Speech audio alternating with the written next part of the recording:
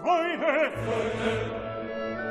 Freude, Freude, schöne Götterfunken, Tochter aus Elysium.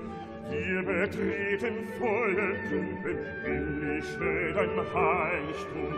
Deine Zauberwinden wieder, was die Mode streng getrennt. Alle Menschen werden Brüder vor den sanfter Flügel weilen.